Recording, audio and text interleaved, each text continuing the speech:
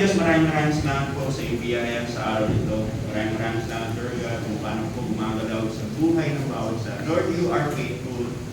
You are loving, you are compassionate. In everything, Lord God, that we have, it is only through your grace that we are here. Lord, we ask for forgiveness for the things, Lord God, that we have done, that hurt you, that offended you, that even grieved the Holy Spirit. We ask, Lord God, right now that you cause us, Lord God, to understand paano kami nagkakamali, saan kami nagkakasala, and for us, Lord God, to have that awareness that all the things that we have done against you, Lord God, all the things that we have done against you, Lord God, is not pleasing and is not of you. Lord, we pray that yung realization, Lord God, for us to live a life like Christ will always be there. Na lagi nandun, Lord God, sa aming isipan that we live our lives kung buhay nito, Lord God, na pinagkaloob mo only for your glory, only for your name, only for your purpose. Lord, even though we have our own wishes or our dreams, mga goals namin, Lord, we submit this to you. There's no thing, Lord God, in this earth, even in heaven, Lord God, designed. And Lord, cause our heart, yung puso namin, kalooban namin, Lord God, to always grow near. Every day, Lord God, we pray that we will always grow near. Even, Lord God, in our time of joy, we will always grow near. In our time of sadness, we will always grow near. Lord, we cannot understand everything in the world. But we understand, Lord God, that your love and your grace is more than enough, Lord God, for us to live. Lord, cause this time for us, Lord God, to be blessed by your word. Cause this time, Lord God, for the Holy Spirit to move in every part of our hearts. Lord, we pray for wisdom. We pray, Lord God, for revelation. We pray, Lord God, that everything that we need to grow as a Christian, Lord God, as a follower of Christ, will always be there. Lord, yung mga issues namin, sa mga physical health namin, Lord, we pray for healing at this particular time. Lord, any cause, Lord God, na even kapabayaan namin, Lord God, we pray for wisdom na maayos pa namin ito.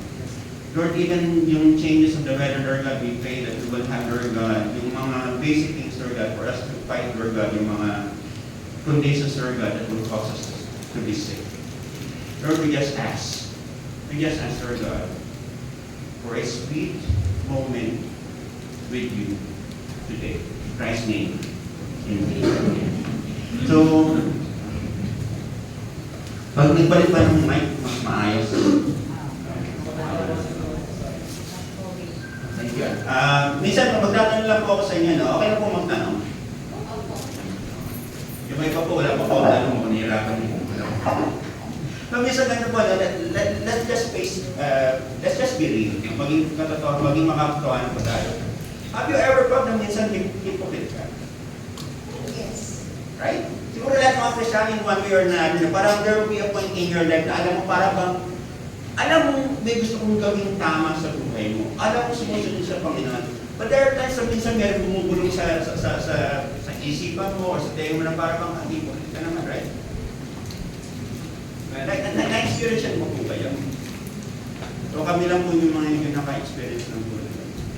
The reason that I'm asking that question, kasi sooner or later, na para bang when we try to look at the word hypocrite, diba? Especially the way that Jesus Christ nagturo sa New Testament, the way that He was approaching yung methodology niya sa mga religious leaders, sa mga Pharisees, and mga Sadducees, is very strong, no? Parang matutusin mo, that the person of Christ, na nakatutusin mo, sobrang bait, would call on religious leaders as hypocrites.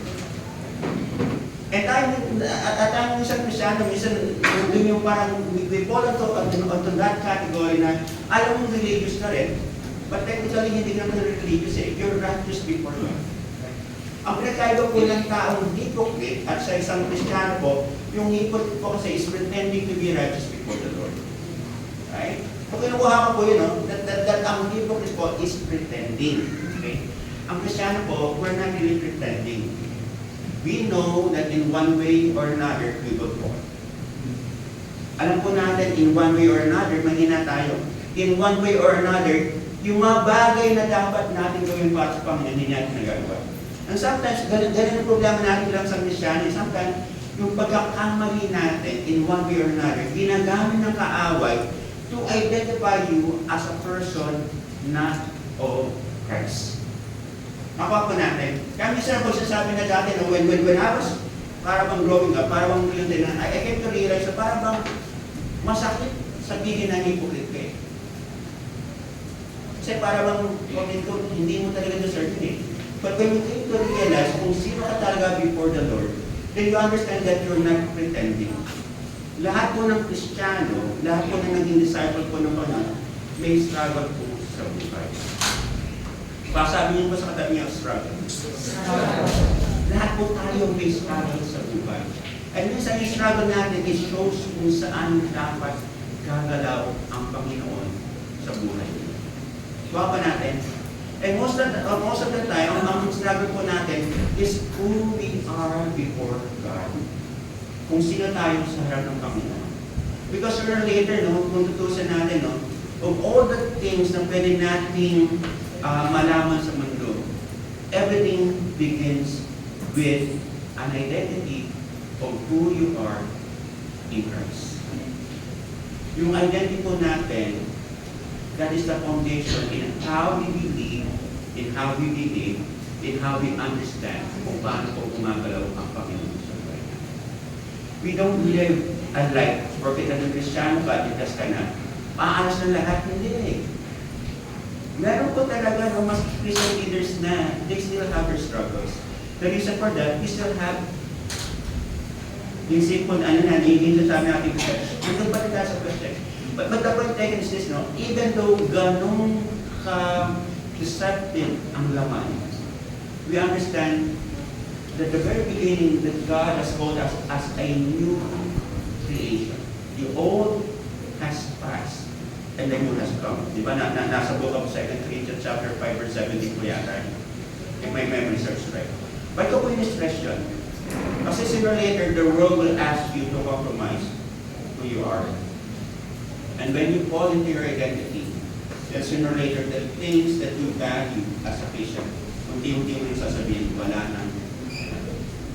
And that's the point that we need to understand. Identity matters. Ang identity po natin sa harap ng Panginoon, pinaglalabang po natin. May mga bahagi sa buhay natin na ipaglalabang bilang isang Kristiyan. Ipaglalabang po natin ang family natin. Minsan yung relationship natin, lalo na sa mga kasama, pinaglalabang po ang purity. Pinaglalabang po ang care. Pinaglalabang po natin ang identity na regardless of whatever happens in life, we know that we are more than overcomers to those who are in Christ Jesus. Pagdating po namin sa Romans chapter 8, mapapansin po natin, marami pong sinabi sa Paul. They were persecuted, marami sinabi, they were standing on trials, they were a lot of things, a lot of bad things. But sinabi ni Paul, in spite of all of these things, we are more than conquerors. Sabi ko sa katabi nyo, gising na ba?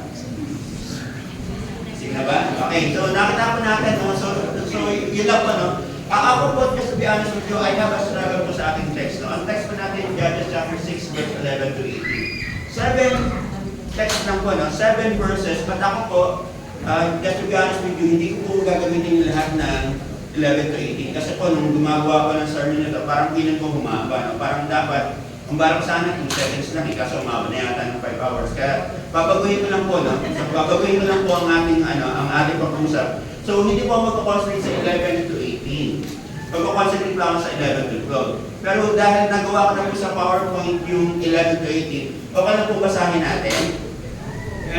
Okay lang po? Kaya po? Salamat, Brother Paolo. Mas hindi talaga yung sudyano eh. Oo.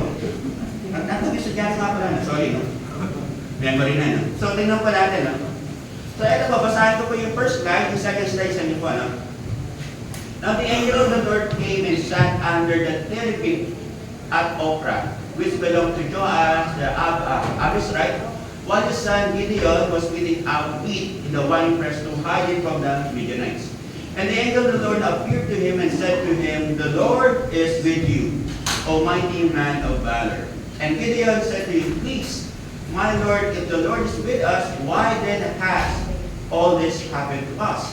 And were all his wonderful deeds that our fathers recounted to us, saying, did not the Lord bring us up from Egypt? But now the Lord has forsaken us and given us into the hand of the wicked. Okay. Okay, Paul, when will we go? And the Lord believed and said, Go in his heart towards the cities and the hand of Egypt. And I said to you, and said to him, these Lord of the city Israel, behold, my God has been against Manasseh, and I have eased in the house. And the Lord said to him, but I will be with you, and you shall strike the Midianites as one man. And he said to him, now I have found favor in your eyes, that you show me a sign that it is you who speak with me. You should not depart from here, until I come to you, and bring out my presence and set before you. And he said, I will make it to you. Maraming salamat po. So, balik ko para mas sinabi ko na we'll be just concentrating on verses 11 and 12 para po medyo mabilis na. Kasi nung ginagawa ko po talaga ito, umabot na po yata ng 5 days. Para bang inisip ko na siguro sana 2 seconds na tapos na.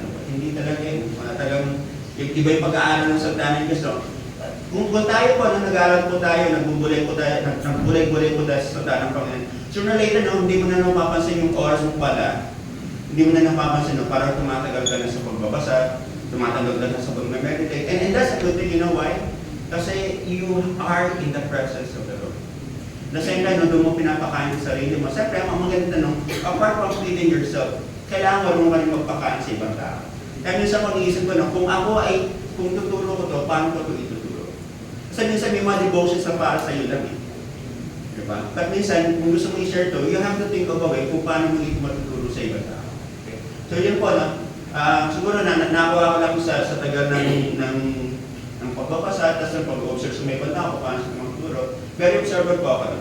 As a person, I very observant. Kaya minsan kang kinisis na habang naglalakad ni dada sa Starbucks, sa Limang Daluyaw. Nakita ko na yung naglalakad na isang babae. Sabi ko, hindi babae ka. Kaya nung nalagpasan po namin, tama nga, hindi nga babae. Mukha ng babae, pero parang lakad babae, pero hindi talaga babae. No? Kaya yung sinabi ko from the very beginning, no, when we talk about identity, looks and failures can be deceiving. But our identity in Christ is a foundation of how we receive God's blessing. Paano po natin yun, no? Kasi sa mundo ko, as time goes on, tatagal. Marami tayong magagawa pagkakama. Ayaw pa maniwala na marami kayong magagawa pagkakama. Yung iba nga po, naging sikat eh. I'm just gonna give you a tip. Kilala niyo. Hide and go. Came from a Christian school. Bata pa lang tumanggap na. Right? Pero napunta ng USD, then sooner or later, alam natin marami sa ginawang kalokohan, blah, blah, blah, those things. Tapos as time goes on, we were able to hear his testimony. Now, if we look into that perspective, Kristyano na, nagkakamali.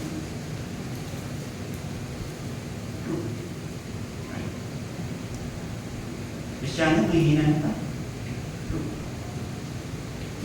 Pero our failure and our, let's say, backslidden state is not the final identity that we have. Kasi God has already defined a new identity for you. So makuha pa natin, no, we will just look into Gideon kung paano natin makikita itong ibang principles na. So, balikan po natin ng konti, no? When we go back to the book of Judges, at least meron pong 3 things na nakita. No? The first thing ng problema po ng Israel, during time, especially in Judges chapter 6, yung tinatawag po natin spirit of darkness. Ano po yung spirit of darkness? Okay? Even though they were able to conquer the promised land, hindi po lahat ng mga tao po dun sa promised land ay kanila pong napaalis. As time goes on, they were able to compromise kung ano yung faith nila kay God, kay Jehovah, kay Yahweh, with the faith and the practices of other religion. So So ito po ang tinatawag natin, when we try to compromise and combine God with pagan beliefs, ang tinatawag po diyan ay syncretism. Yung para bang mini-merge mo, no? Di ba, minsan matatawag sa Filipino culture, no? Minsan, ganun tayong para mga-altar. Diba? Ako kasi, I came from a very religious background, yung nanay ko. So, sa nanay ko, hindi ko naman nakita yun. Yung altar niya, cross lang yun, tsaka Virgin Mary. Tapos may rosary yan. Yun lang yun, okay. But yung ibang barkada ko ng high school, may cross, may Virgin Mary, may Buddha, may pusa. Parang, tapos nun, then, kaya natatawa ako na, as time goes on, tapos meron sila mga ubas, mga oranges, di ba? Ako, nung high school ako, hindi ko masyadong naisip. As time goes on, naging Cristiano ka, until they came to realize, there are some people na para bang siguradong, gusto lang nilang makasigurado. No? Parang ganun ang mindset, no? Gusto lang nilang makasigurado, baka magkamali sila sa Panginoon, tama naman sila kay Buddha. Pero hindi ganun ang buhay, di ba? Yun ang mindset na mapapansin natin no? when we go with Judges chapter 6. Yung mga Israelites, alam na tama na sila eh. Pero they have compromised something. Maybe because there is something with the culture and the civilization during that time na mabilis silang mag-compromise. Kasi yung problema, no? Sometimes, when you don't struggle, you compromise. Kung wala kang nang nahihirapan ng problema, mabilis na mag-compromise. Kaya minsan, no, ang sinasabi ko talaga, no, yung struggle mo tells you kung nasan yung strength. At the same time, no, wala naman siguro ganyan na mangyari, no? For example, no, once in a while, ang struggle ko is purity. When I say struggle ko, purity, kasi yung mga estudyante ko na HRM, magaganda talaga. Nagawa sila mga escort, may iba nag-model. I have one student na nag-model. Kaya sabi ko sa FB dati, mukhang nene, ngayon, iba na eh. Parang, kaya minsan, without me knowing, itinanis ko talaga siya. Kasi the reason for that, sooner or later, makita mo sa feed mo, ano na, no, naka-2-piece na, minsan 1-piece, minsan no-piece. Parang na gusto na. But the perspective that I have right now, every time that I see that, there is a tendency for you to compromise. Now, when we talk about purity, it's not just only the things na gagawin mo, but also the things na nakikita mo. And most of us will always have a way that we need to fight for purity. Wapa natin. Kasi, Brother Paolo, piling ko, mga estudyante niya, no? Mga mabait. Ako personally na nagturo sa TUP, 2009. Yung may mga estudyante, nilalapit nila yung katawan nila sa siko ko. Habang palapit sila ng palapit, patakbo ng patakbo. Kasi alam mo na eh, no? Kasi some of them, coming from a background, they don't have good childhood environment. Sometimes if they see a father figure, they're thinking, oh, they might be, in a sense, associating themselves with a father figure. Ako ang gamari, iniiwasan ko po. Kaya minsan, talagang tumatakbo talaga ako. Kaya nasabi, saan ba't ka lumalayo? Wala lang, di ba? Ay, ayoko sabihin eh. So wala na silang ganung intent from the very beginning. But ikaw, siyempre, kung alam mo niya kung ano nararamdaman mo, lumayo man. Papa natin, kasi nobody is strong sa kanyang strength. Kita mo natin, even the strongest leader will fall if he does not fight for integrity. So, ganyan ba nangyari sa Israel? No? They have a compromising problem with the rest of the people to push the promised land. Okay? Another problem po na nakita po natin sa Israel in Judges chapter 6, yung tinatawag natin moral decay. Yung standard nila in doing the right thing, kanya-kanya na po sila. No? Kaya tinatawag po dito sa may ibang pong mga commentary, yung tinatawag na moral relativism. No? Yung relativism po, no, para bang kanya-kanyang standard tayo. Tama sa'yo, hindi ko pwede sabihin mali kasi tama sa'yo. No? Reference mo yan eh, no? Para bang, sino ka para magpunta sa akin ng mali ako? So yung tinatawag po natin moral relativism. And that's the point na minsan na mapapansin natin, no? Especially when we go back to the book of Judges, na pag natapos natin to, marami po silang ginawang mga kalokohan na mapapansin natin, even with our standard for today, masasabi po natin, mali. But during that time, iba yung pinaka main idea kasi ng Judges, everything was doing the right thing according to his own eyes. Nakapa natin, no? So meron pong some spiritual deterioration, we have moral decay. At ito po, no, yung pangatlo po, no, napakita po natin sa Judges chapter 6. Yung sasimula po natin last time that we talk about Acts 19. Yung tinatawag socio-economic difficulties. Israel is dominated by the Midianites. So mangyayari na for 7 years in a row, ginagawa ko ng Midianites, kung kailan sila pag-harvest, kung sila silang merong mga anihin, ito po ay kinukuha, ito po ay sinisira, all the things that they can have for them to live a life na maayos sila. Sinisira po ng mga Midianites. That's the reason dahil yung mga Israelites, they're living in caves. So nakuha po natin, no, parang minsan when we really look at it, at least we have 3 problems na nakita ko during the time ni Gideon. Okay? So minsan, 7 years sila pinaapi ng mga Midianites, and they have these 3 things na on the 7th day, unti-unti gumagalaw na po ang Panginoon sa buhay po ng Israel. Kaya ito po minsan maganda natin pag-usapan, no? Hindi po minsan na nakita kung paano gumagalaw ang Panginoon sa buhay po. Pero ang Panginoon po ay gumagalaw sa buhay po ng bawat isa. Unti-unti po yun, no? Minsan may mga ang paggalaw ng Panginoon, pagpapago sa iyo, no? When you make something wrong, unti-unti, papagawin ka ng Panginoon eh. Pagmamahal pa rin po yun. Pagmamahal pa rin po kasi kinokorek ka ng Panginoon sa dapat mong gawin. Okay? Pero during na tayo na pinapahalo ka, masakit. Di ba? Wala naman yatang natuwa na nung pinapahalo ka ng Panginoon. Sige Lord, bring it on. Ganun eh, no? Parang lahat tayo ay avoid pain. Dapat tayo ay avoid pain. Okay? So nakita po natin na ito po yung problema po ng Israel during the time in Judges chapter 6 at dito na po pumapasok si Gideon. Pakita ko, kasabi ko sa katabi ng Gideon. Okay. Dino pa tayo, no? Ito po ang ating idea. One's identity before God can create an impact in the world. So yung identity po natin, no, sa Panginoon can create an impact or a change in the world. Bigyan ko din sa akin, no, kung mamaya hindi ko alam, no, si Martin Luther King, siya po ay kilala sa civil rights movement, pero siya po ay isang pastor. Si Martin Luther po, lalagyan po ng report natin, no, Germany, no, siya rin po ay isang quote-unquote theologian, isa rin siyang monk, diba? Yung say na bago ng Panginoon. So, kung tutusin po natin, no, these people who are, in a sense, have an understanding kung sino sila sa Panginoon, has an impact in the world. It's better na ang Kristiyano ang magbago sa mundo kaysa ang mundo magbago sa Kristiyano. Agree po ba kayo ito?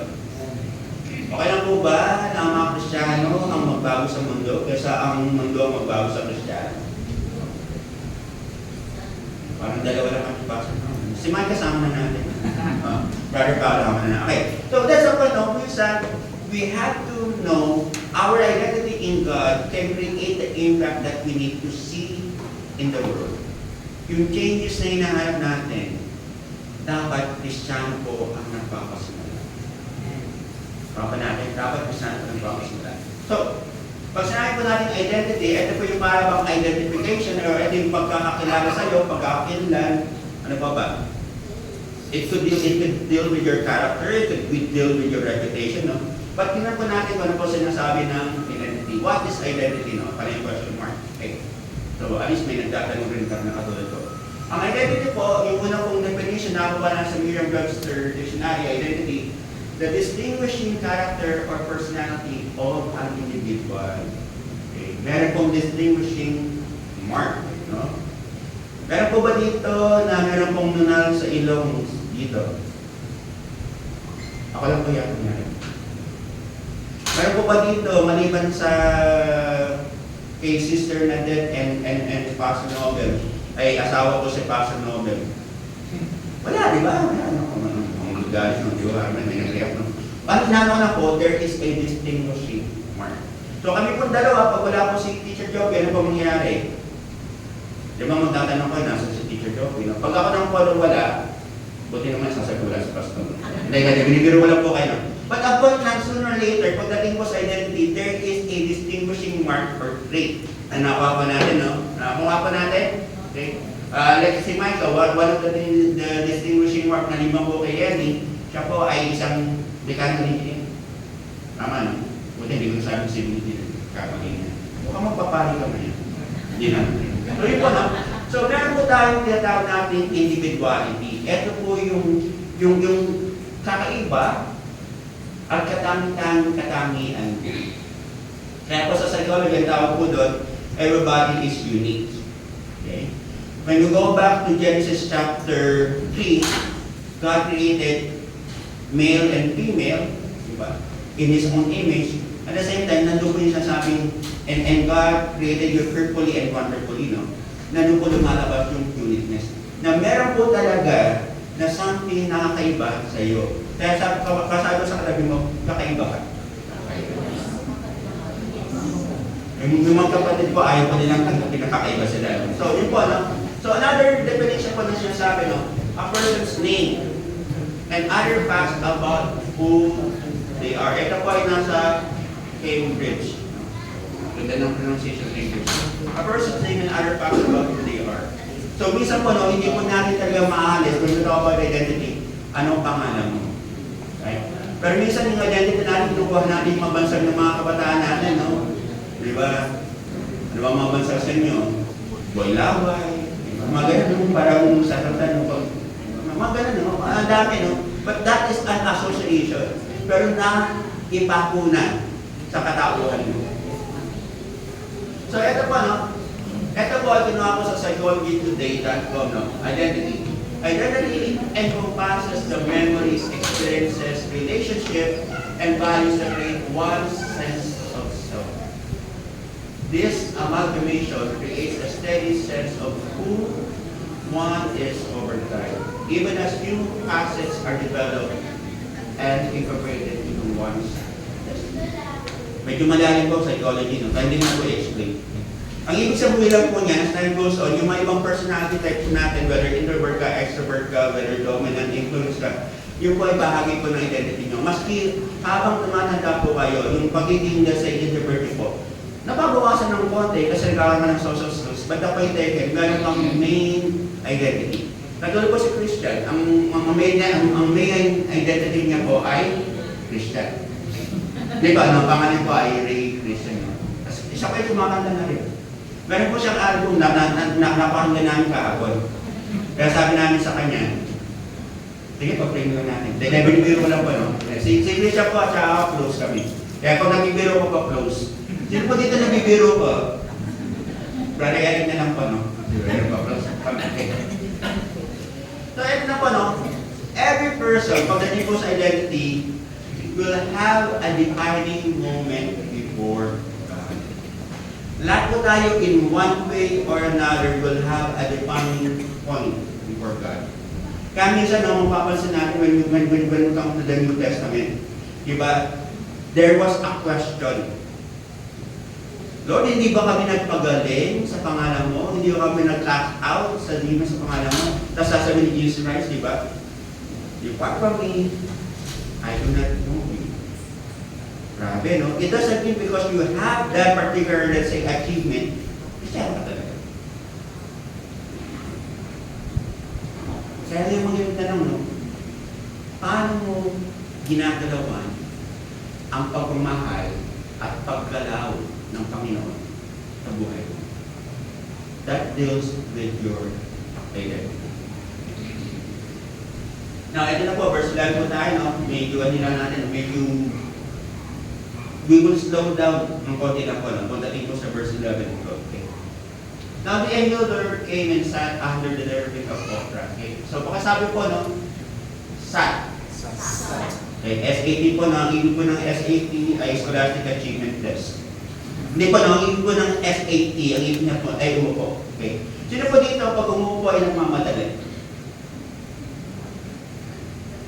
Ano po ba kung pag umupo nang mamadali kayo? Kailangan in 1 second nakaupo na kayo. Magtatanong lang po ako, no? Pero kung nagagawa nyo po yun, congratulations na kung nagagawa nyo po. Pag hindi po nagagawa yun, normal pa po kayo. Okay? So, kaya ko po sinabi yung word na sad. Kasi po, try to imagine this. Okay? Now the angel of the Lord came. Dumating ang Panginoon, the angel of the Lord. Nung karamihan po kasi yung angel of the Lord can mean si Jesus Christ po yan. No? Pagdating po sa Old Testament, it could be a theophany, no? Para bang ganun, or Christophany. Christophany po yung tamang word. Okay? So, sat under the cherubim at Ophrah, which belong to Joash the Athorite, which is son Gideon, was beating out wheat in the winepress to hide it from the Midianites. But gusto na po talagang bigyan natin pansin yung word na sat. So yung angel of the Lord came and sat sa isa pong puno. Nung yung puno na sinasabi na, may iba sabi closely related to the oak tree. But ito yung puno, therapy, no? Habang dumating at umupo po ang angel of the Lord, saan po siya nakatingin? Kay Gideon. Ano po ginagawa ni Gideon? Ginagawa po ni Gideon, supposedly, siya po ay beating out wheat in the winepress to hide it from the Midianites. So kung tutusin natin ito para bang out of place. Ano po bang wheat? The process thing that we have to wheat is palay, right? Pero saan mo inaalis yung palay mo? Sa winepress. So alam natin na parang out of place. But syempre alam natin yung reason kasi Gideon was hiding from the Midianites. So alam natin, no? Itong mama na to, itong si Gideon na to, technically, titingnan siya ng Panginoon. The Lord was observing him. At the same time, the Lord was observing him in the wrong place.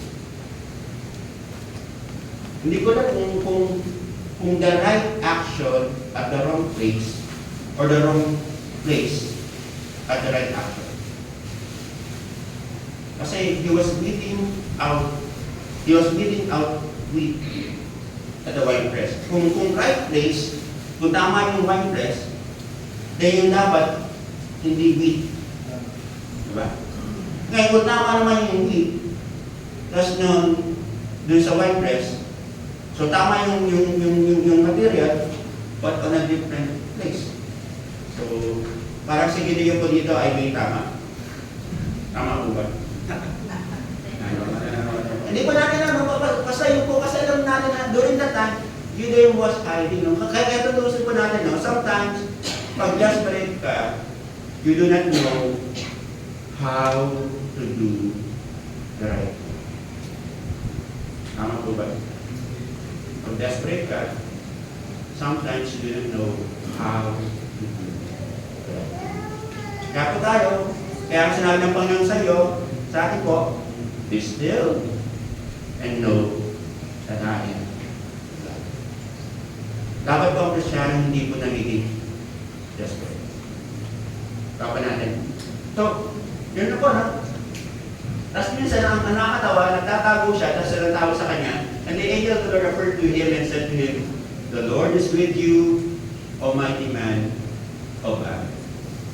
Grabe, no? Nagtatago ka na, tapos tinawag ka pang matama. Para bang, so, it could be the wrong place, it could be the wrong name, but when we try to really look at this in a divine perspective, hindi po nagkakamali ang Panginoon. When God has called you to be saved, hindi po nagkamali ang Panginoon. When God has entrusted you gifts, hindi po nagkamali ang Panginoon. Balikan mo lang pa, no? Sa journey po natin bilang isang disciple, isang manimpalataya sa Panginoon, there will be a time in which we will fail. There will be a time in which parang piling natin, Lord, nakakayain na magpatuloy pa. Pero, alam mo, sabi ng Panginoon sa atin, di ba? It is by grace. Nothing to prove, nothing to lose. Only to receive. Nothing to do, nothing to lose, only peace. Yun po ang power ng peace. So, how does the world knows us? No? How the world knows you? Number one, conditions of life. Ano po yung conditions of life? Diba, sino pa mga pangalan dito? Taas pa kamay. Very good. Sino pa mga Ilocano dito? Taas pa kamay. Sino pa yung mga kuripot dito na Ilocano taas ang kamay? Sino dito yung kuripot na Ilocano talaga? Diba? Referral basis. So, but minsan, no, ganun po minsan, no, the way that the world will always look at us, di ba? Minsan may bansag ka na eh. No? Iba yung bansag sa'yo. Pag ikaw ay, let's say, isang civil engineer, matalino sa mga.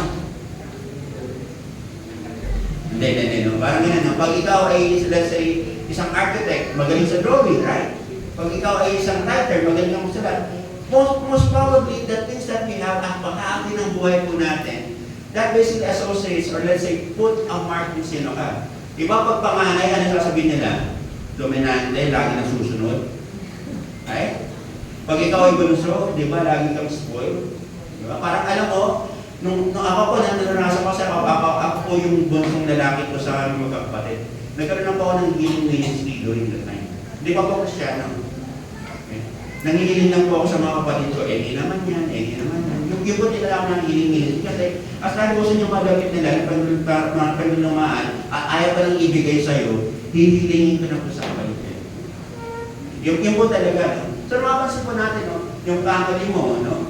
Kung ikaw ay laki sa hirap, hindi, no? Kung ikaw ay laki sa hirap, para bang, di ba, nasabi ko nga sa misis ko, there was a time na kwento ko, no? Kasi nagpagawa ng pool yung bahay namin, hindi po swimming pool. Yung pool po na apat lang yung butas. Kaya ako po during that time, first time ko na naglaro. Ang usapan po kasi ay, kung sino yung mananalo, hindi papalitan. Hindi po ako napalitan, lagi ko nanalo. Yung sinabi ko ng may-ari nung bahay namin, ginawa ko nga para sa ako pa yan eh. Tapos sabi ko, patay buto. Ito wala akong pustahan ko rin na time, bata ako elementary eh. But it also put a mark in me. Na parang ikaw, you enjoy the game as a child. Pero sooner or later, meron ng bumaban sa sa'yo. And sooner or later, no, yung bansang isa yung patay buto, no? Kasi pag may isip ko ngayon, buhay pa naman yung di ba? Pero gutom lang. Dapat buhay gutom eh, no? Pero hindi, no? But yun po ang gusto ko sabihin sa inyo, no? As time goes on, yung mga sinasabi ng ibang tao sa atin, nadadala po natin. And sometimes it shapes how we see the world. Sometimes it shapes how we see other people. And minsan, no, para bang even though matalino ka, napunta sa X1, bibigyan ka ng award, para bang, hindi, patay gutom ako. You limit yourself. Right? Yun po yung conditions in how the world sees us. Hindi ka natapos ng college. Hindi ka magiging successful. Ang liit mo, hindi ka mag-asa ka ng maganda. Right? Minsan ganun, no? Parang ikaw minsan nangangarap ka na iangat ang buhay mo, but the world will always say something you don't deserve. Parang hindi proportional. Alam ko ba magandang misis? Ulitin ko lang po, alam ko ba magandang misis?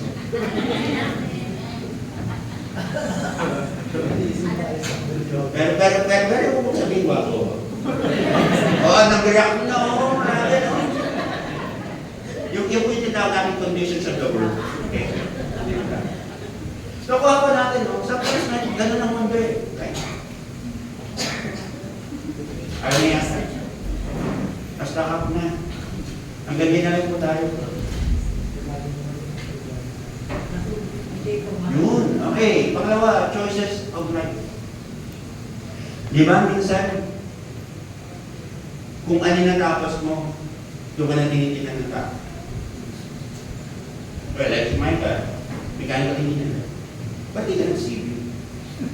Ako nag-CV. Maganda na. Wala tayo problema sa dulo.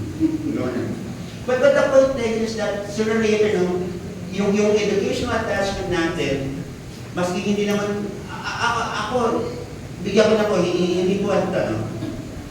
Yung second year college ko ako sa PUP, okay? Meron kong tinatawag na kataga, kapatiran ng talino at galing. Tumuha ko ng isang galing. Ako po ay above average.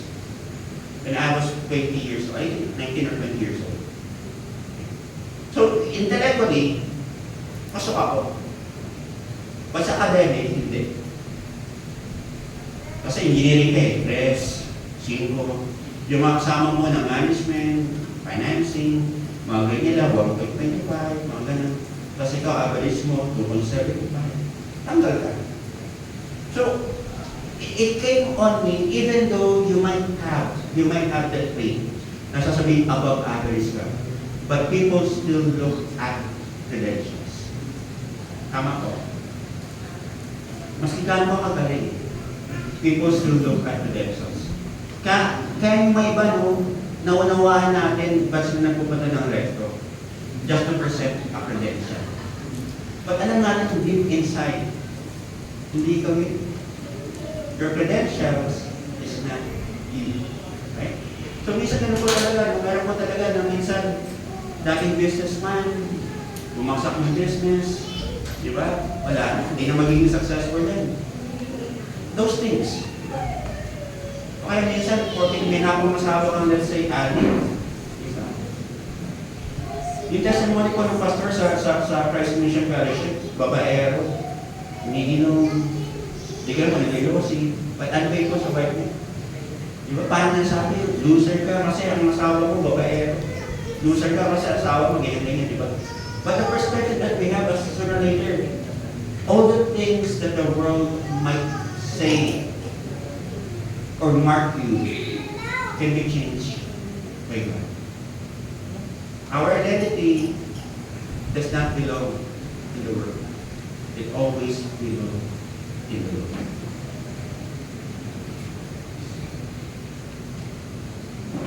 How God knows you. Kami po din ba? Wala rin pala. Tama siya sa gitna. Ano wala na talaga? How God knows you.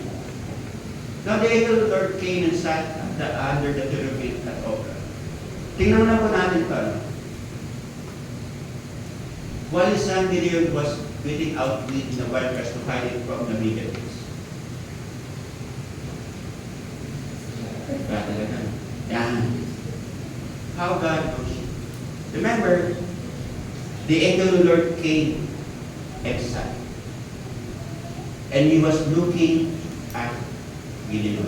Gideon was maybe doing the right thing at the wrong place.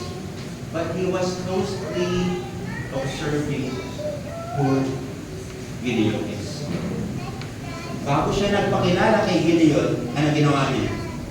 He observed. Kung taong gagamitin ko ay maayos ba? Kaya sooner or later, no, mapapansin natin, no, even in the industry, meron po tinatawag na observation. Even in practice teaching, meron po tinatawag na observation. Alam po natin, no, sooner or later, when God observes you, God has a purpose that He could use you. Kaya nga lagi tayo nasa buhay natin, no, mamamaya, without you knowing it, maybe God is serving you in a situation na it could be, you might be doing the right thing, but you are at the wrong place. So lahat po tayo, kung tutusin natin, we are being observed by God. Clear na ba? Okay. So, God observes closely the people that He could use for His glory.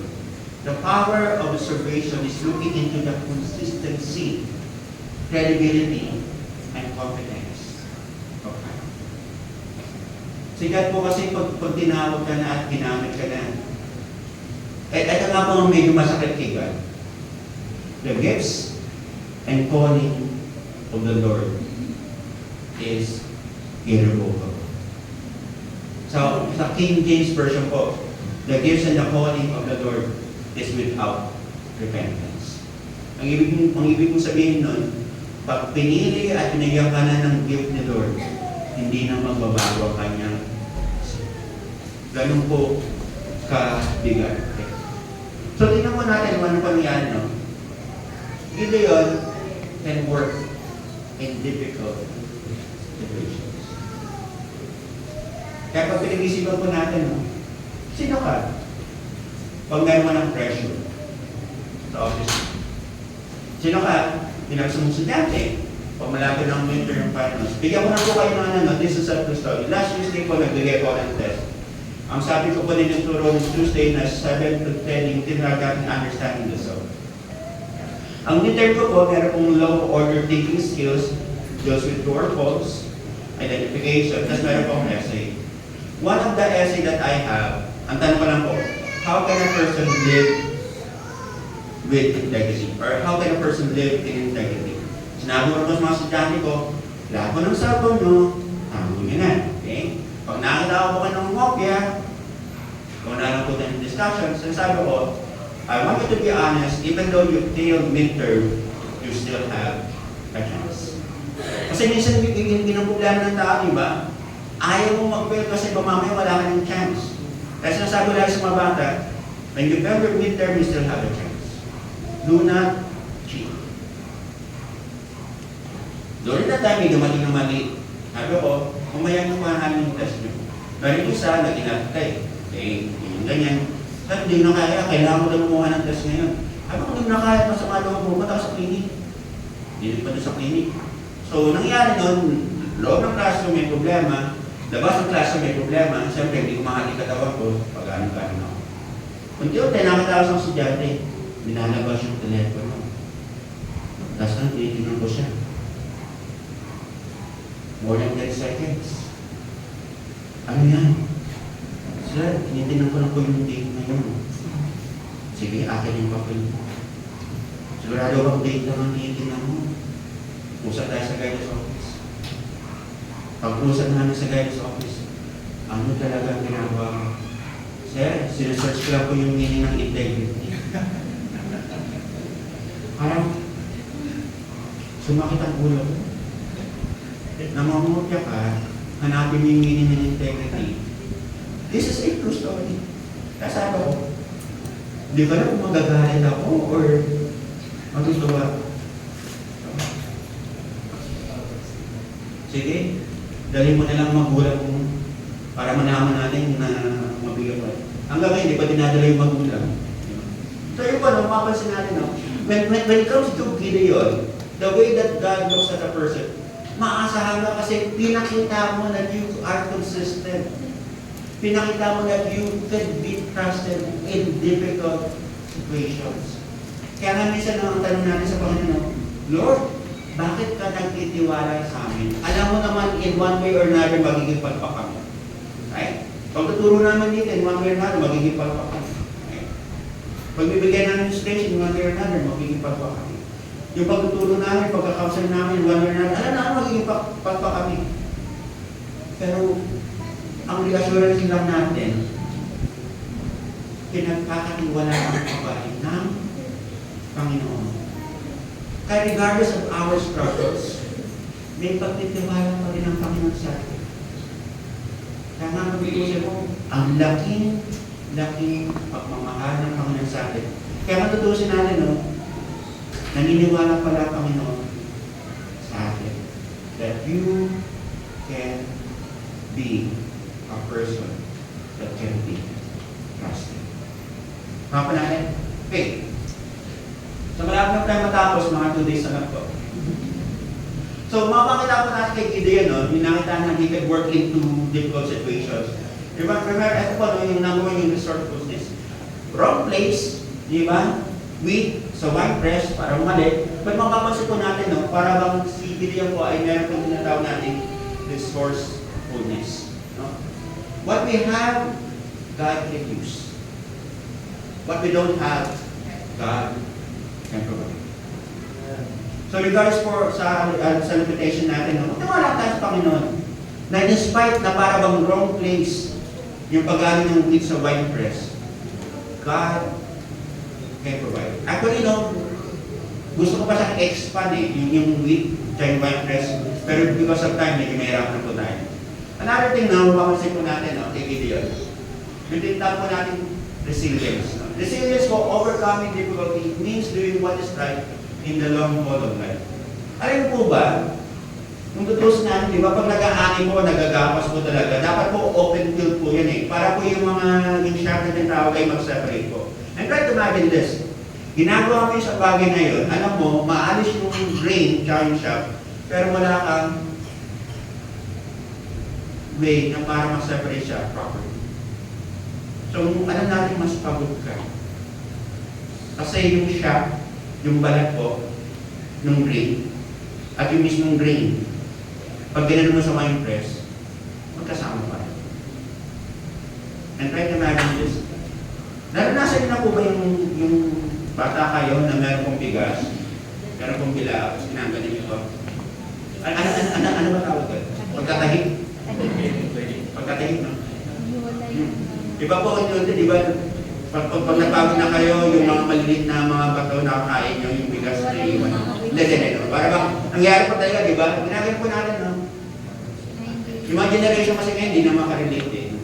Pero ako, naranasan ko po yun. Wala yung pass na. And try to imagine Gideon. Kakagarin mo yun. Kakagarin mo na kailangan mo wala mo talaga yung break. Iyon lang natin na patience eh. But kailangan mo pa rin yun. Why? Kasi if you don't do that, you will not survive. Another thing po na nakatala natin kay Gideon, yung tinatawag mong the solution. The solution to the problems of life is God. Alam mo, ang sularin natin sa buhay, God can answer that problem. Problema natin sa relationship, God can answer that problem. Pero the way that God answers, minsan biglaan, minsan dahan-dahan. Minsan gusto natin biglaan. Pero sa God, gusto niya dahan-dahan. Sometimes si God nang bibigla. Diba? Siguro no, para bang kung nagkaroon ng mga meetings for the past month, na biglayin mo yung pastor mo, biglayin mo. Siguro biglayin natin si God. Pagdating sa Happy Birthday Jesus, biglayin natin si God. Okay lang po. I'm saying that because sooner or later, no, para conclusion natin, how we respond to God's grace shows our gratitude. Diba pa rin? Another thing po, no, how God knows you. Ito na po, pumasok na po. The calling for the purpose of God. And the angel of the Lord appeared and said to him, "The Lord is with you, O mighty man of valor." Balik ko lang po yung verse 11. The angel of the Lord came and sat. Nasaan po si Gideon? Nasa wine press po, right? Gano'n po ba kalayo yung angel of the Lord kay Gideon? Wala naman siguro mga kilometer. Kasi visible eh. But even though the angel of the Lord came and sat near the tree, at nakikita si Gideon, the Lord has not yet appeared to Gideon. Ano po ang gusto kong sabihin doon? Sometimes, the Lord is already with you. Balikan mo ba sinabi ba? The Lord is already with you. Pero yung proper manifestation of who God is, kung ano yung presensya niya during that time, is not yet evident to you. But God is already working with you. Hindi mo pa nararamdaman ang presensya. There are things in our lives na yung presensya ng Panginoon din natin nararamdaman. Totoo yun. Because God is a supernatural God. And we are natural people. But ang perspective ko lang kung sabihin sa inyo is, before God approaches you and declares that you are a mighty man of valor, God is already walking closely to you. God is close enough to meet with you. Pero hindi pa nag-declare the angel of the Lord. Kaya minsan naman masusurprise ka the way that God works in our lives. Nandun na pala si God, pero hindi pa siya nagpaparamdam sa iyo. Kasi you're still busy. Or you might be still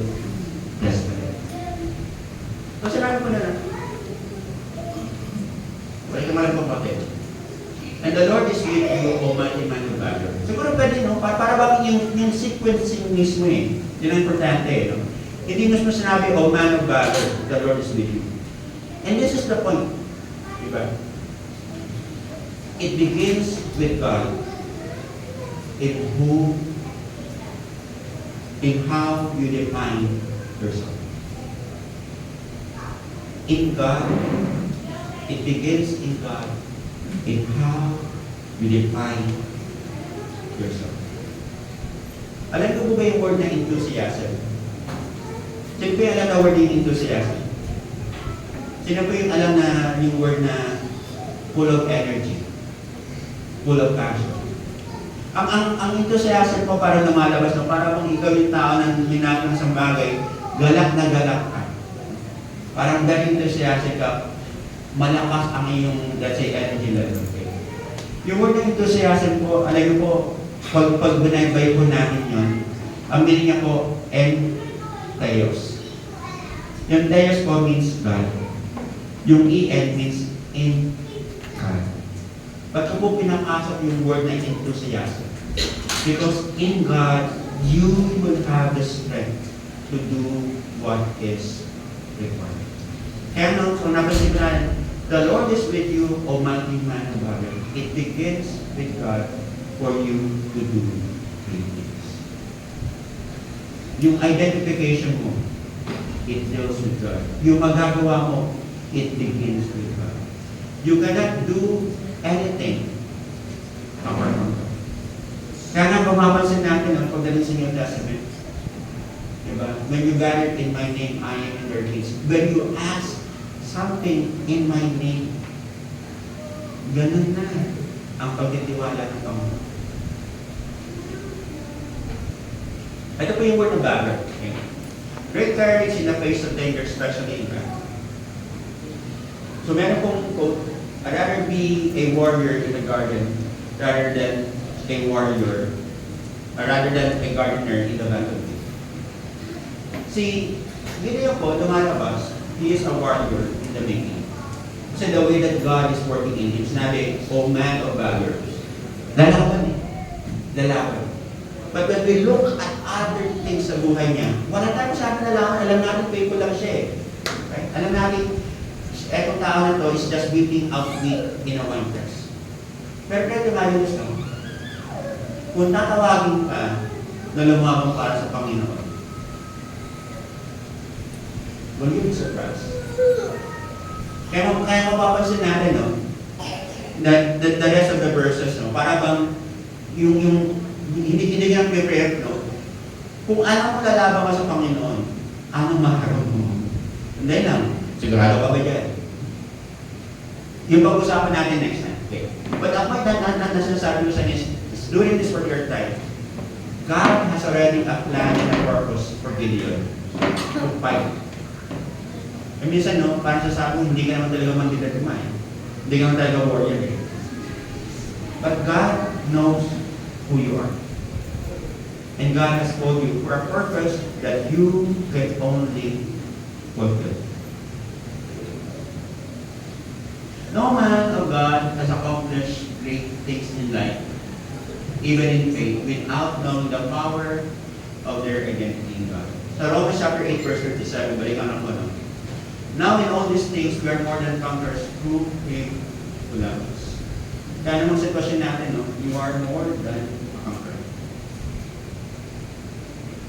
Identity has an impact with a person, what a person can do. Even more so, with one's identity before God. Thank you, Manila. Lord, we thank you for your word. We thank Lord God na in spite of God na marami kami matutunan kay Gideon, it begins with identity. Lord, help us, every one of us, Lord God, to know kung sino talaga kami in front of you. That in spite, Lord God, of our weaknesses, that you have called us for a purpose, that you have called us, Lord God, to a higher calling. That we don't live a life, Lord God, for ourselves, that we live a life for you.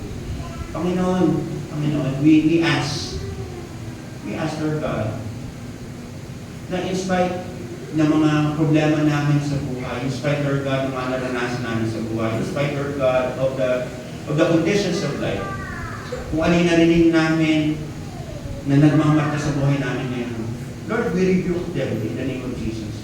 Nung sinabing bobo kami, na hindi kami magiging successful, that we don't deserve what is the best, what is good in this life, Lord, we rebuke them.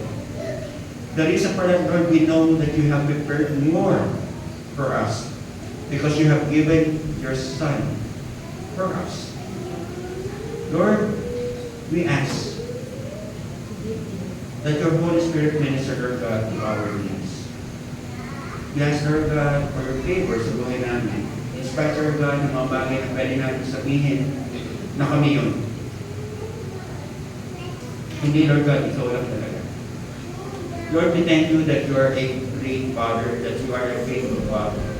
Lord, we thank you that even though maraming beses na kami nagkakamali, maraming beses na nagkakasala, that you are faithful to forgive us and cleanse us from all unrighteousness.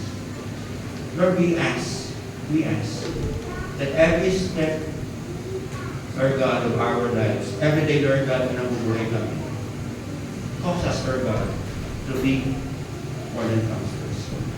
Tayo po'y tamaya for our benediction.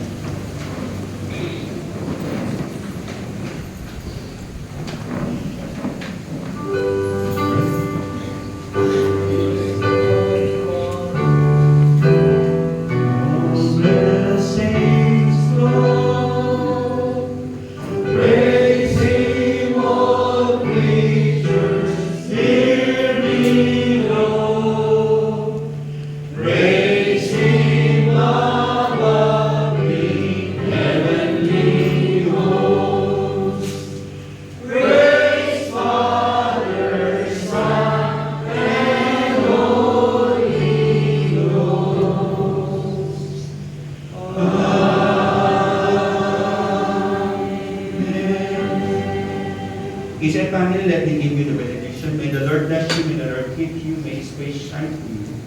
May grace and favor be a part of your life. May His blessings overshadow you. Continue to be in the love and faithfulness of the Lord. And may you bless the name of the Lord forever. In Christ's name we pray. Amen.